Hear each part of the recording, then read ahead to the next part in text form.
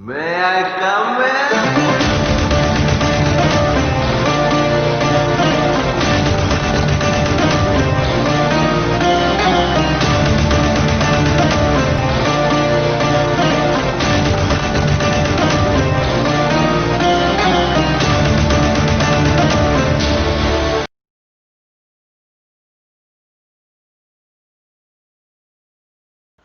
So hi guys, welcome to my channel Kunal Dagar classes. और आज की वीडियो हम बात करने वाले हैं क्लास नाइन्थ के फिजिक्स के फर्स्ट चैप्टर यानी कि जो आपके बुक में 8 चैप्टर है, मोशन के बारे में। ठीक है, मोशन के बारे में। तो मोशन क्या है, सबसे पहले हमें समझना पड़ेगा मोशन क्या है। मोशन जब कोई ऑब्जेक्ट अपनी पोजीशन को बदलता है, यानी कि एक जगह से उठ के दूसरी जगह चला गया, तो उसी को हम बेसिकली मोशन कहते हैं। तो जो दोनों डिस्टेंस होते हैं, टाइम होते हैं, काफ़ी इंपॉर्टेंट होते हैं, यानी एक बहुत मेजर रोल प्ले करते हैं मोशन को डिस्क्राइब करने में। समझते हैं यार कैसे। मान लो एक ऑब्जेक्ट है, यहाँ से एक आदमी है, ऐसी मस्ती में चल रहा है अपनी। तो मान लो ये हो गया, जैसे वो ज़ीरो से लेके, वो ज़ीरो से शुरू हुआ, ठीक है, मान लो ऐसा। और ये टाइम इंटरवल मान लो यहाँ पे 1 2 3 4 5, ठीक है, 1 3 4 तक मान लो। ये ऐसे मान लो 5 10 15 20।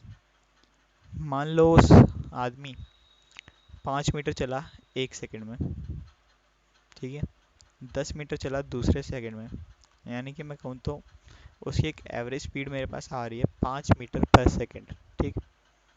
तो ये देखो एक हमारे पास एक लीनियर टाइप का ग्राफ आ रहा है। इन पॉइंट्स को मैं जोड़ता हूँ तो एक लीनियर टाइप का ग्राफ आ रहा है। तो एक ये यूनिफॉर्म मोशन का ग्राफ है। एक एक पर्टिकुलर इंटरवल में एक सेम डिस्टेंस कवर कर रहा है, जैसे कि 5 मीटर 1 सेकंड में। ठीक है, तो इसी को बोलते हैं हम यूनिफॉर्म मोशन।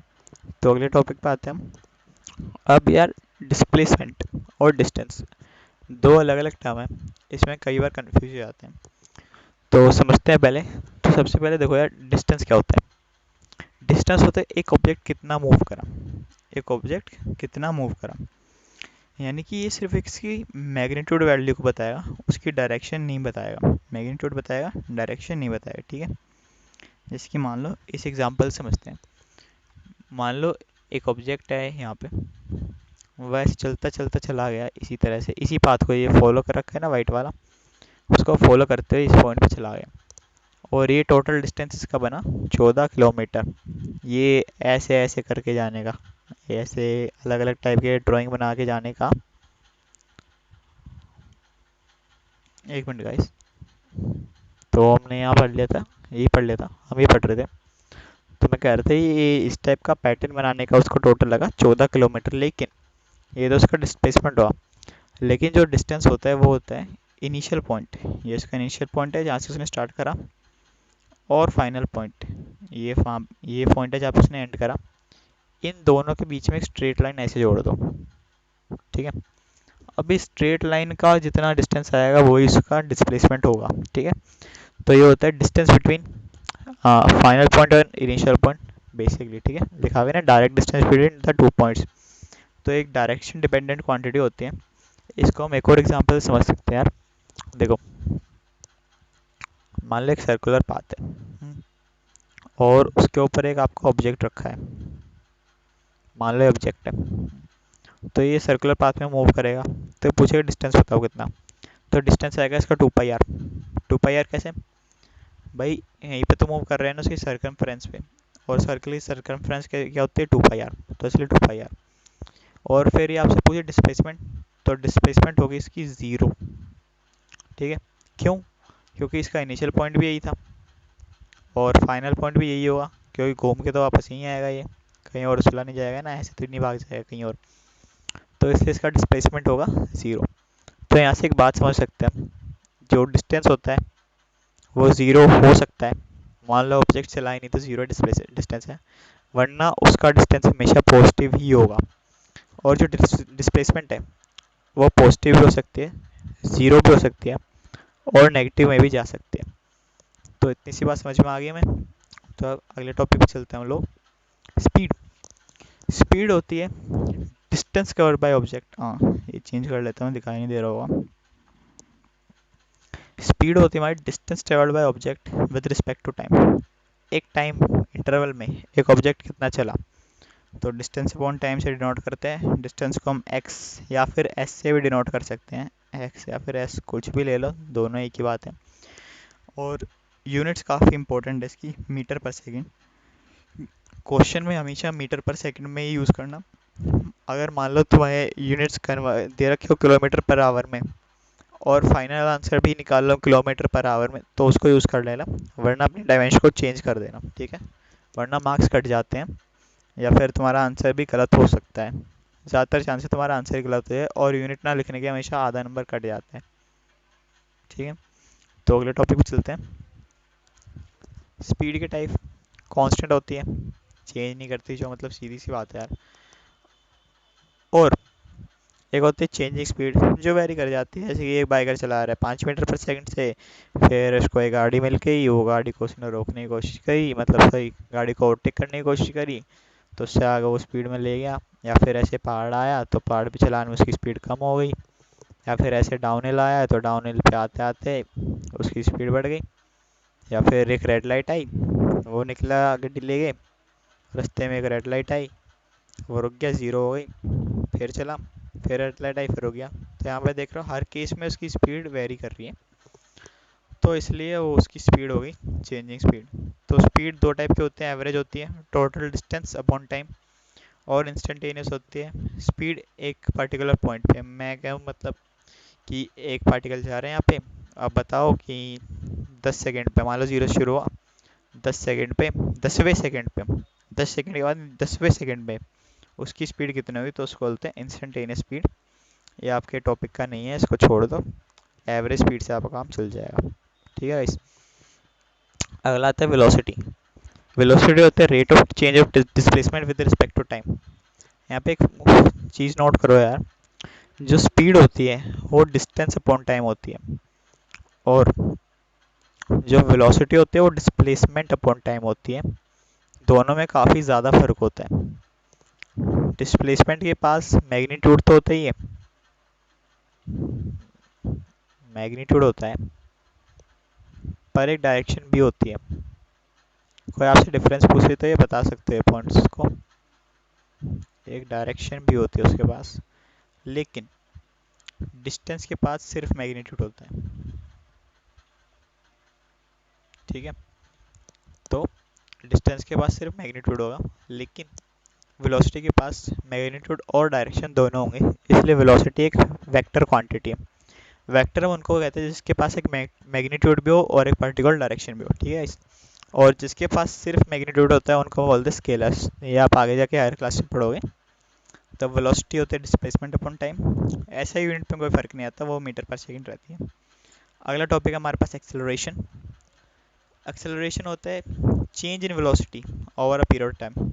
एग्जांपल के तौर पे मान लो एक ऑब्जेक्ट है यहाँ पे, ठीक है, वो चल के गए यहाँ पे, ये इसका इनिशियल पॉइंट था, ये फाइनल पॉइंट था। जब वो चला तो उसकी वेलोसिटी थी, हम जो इनिशियल वेलोसिटी होती है, मतलब मान लो ऑब्जेक्ट कहीं से चल रहा है, या फिर जो क्वेश्चन में दिए होते हैं वो आपको इनिशियल दिए होते हैं बेसिकली। तो मान लो जो उसकी इनिशियल वेलोसिटी थी वो थी ज़ीरो। जो इनिशियल वेलोसिटी होती है हम उसको ज़ीरो से डिनोट करते हैं, और फाइनल वेलोसिटी को हम डिनोट करते हैं वी से, और मान लो थी 10 मीटर पर सेकेंड, ठीक है। और उसको मान लो इनिशियल पॉइंट से लेके फाइनल पॉइंट तक जाने में लग गए 10 सेकेंड। 10 सेकेंड तो ये पूछे एक्सेलरेशन बताओ, तो एक्सेलरेशन आएगी आपकी v final minus v initial, या फिर अपॉन टाइम, यानी कि v minus u upon t, जो आएगी 10 - 0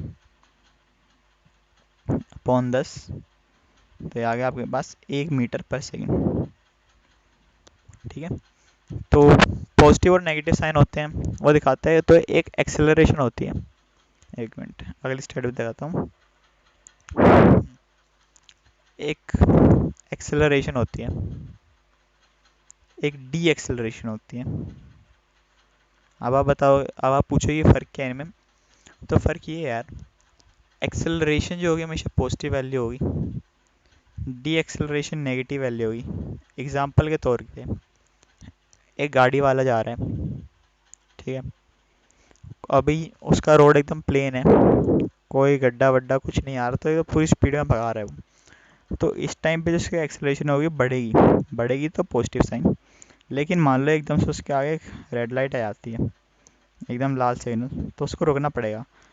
तो ब्रेक मारेगा, ब्रेक मारेगा तो उसकी स्पीड घटेगी, स्पीड घटेगी यानी कि उसकी वेलोसिटी घट जाएगी, यानी कि हम सीधे सीधे बोल सकते हैं उसकी एक्सेलरेशन घट जाएगी। तो उसकी एक्सेलरेशन इस केस में नेगेटिव होगी।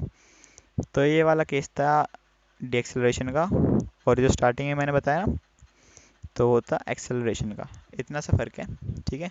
वो क्वेश्चन में आप जब आप सॉल्व करोगे तो उसके साइन के हिसाब से समझ जाओगे, ठीक है। तो चलते हैं वापस उस पर। तो एक्सेलरेशन पढ़ लिया हमने। सर आज की क्लास में इतना ही। अब मैं अगले आपको इसके चैप्टर के अगले लेक्चर में बताऊंगा मोशन के फॉर्मूलाज के बारे में। तो जैसे कि होता है ना, ये होता है आपका एक बेसिक फॉर्मूला डिस्टेंस निकालने का, UT plus half a t square. हाँ, बेसिकली डिस्प्लेसमेंट निकाल लेगा, है ना। सीख ही लो यार फिर। इसमें एक अलग स्लाइड भी दिखा देता हूँ। देखो यार, मोशन के 3 फॉर्मूले बेसिक आपको पढ़ने हैं अभी। पहला, जो आपका डिस्प्लेसमेंट है, सॉरी वेलोसिटी से स्टार्ट करते हैं।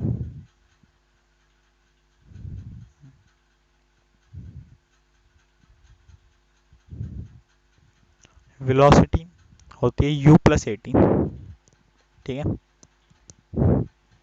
दूसरा formula, displacement equals to, displacement ही लिखना आसान पड़ेगा, हाफ ए टी स्क्वायर। तो यहाँ पे देखो, यहाँ पे हर केस में वेलोसिटी और टाइम से रिलेशन निकाले, ठीक है। टाइम से वेलोसिटी और टाइम का रिलेशन है, और एक्सेलरेशन से भी रिलेशन है, ठीक है। इसमें मैंने यूज़ करा, हाँ मतलब एक और चीज़ देख लो, यहाँ पे इनिशियल और फाइनल दोनों वेलोसिटी, यहाँ पे कोई डिस्प्लेसमेंट का कोई रोल नहीं है, ठीक है। डिस्प्लेसमेंट के इंडिपेंडेंट है, कुछ वेरी नहीं है। दूसरा फॉर्मूला देखो, डिस्प्लेसमेंट और इनिशियल वेलोसिटी और टाइम का रिलेशन है, और साथ में एक्सेलरेशन के साथ। अब एक तीसरा आता है, इसे हम यूज़ करते हैं, जो टाइम के इंडिपेंडेंट होता है, वो होता है v square equals to u square plus 2 AS। तो यहाँ से देख सकते हैं टाइम का कोई वैल्यू, टाइम का कोई सिंबल नहीं, सिंबल भी देख लो यार, वी फाइनल वेलोसिटी, किधर गया यार, अच्छा मैं इरेज कर रहा हूँ इसको।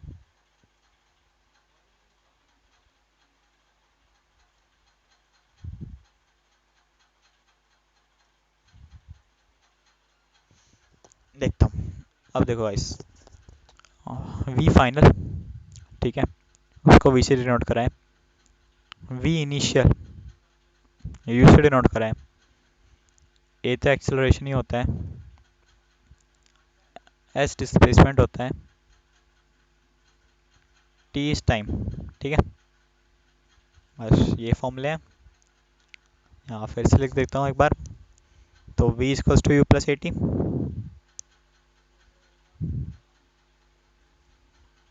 S equals to u t plus half a t square. रट जाओ इनको, ठीक है। हाँ सॉरी, ये स्क्वायर टी के ऊपर है।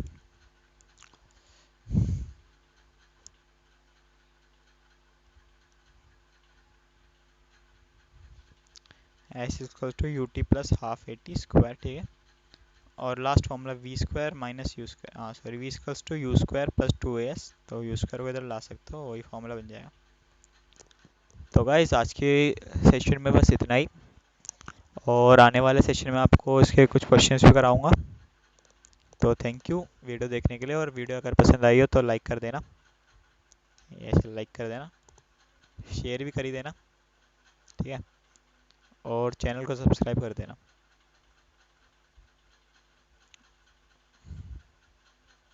Thank you guys.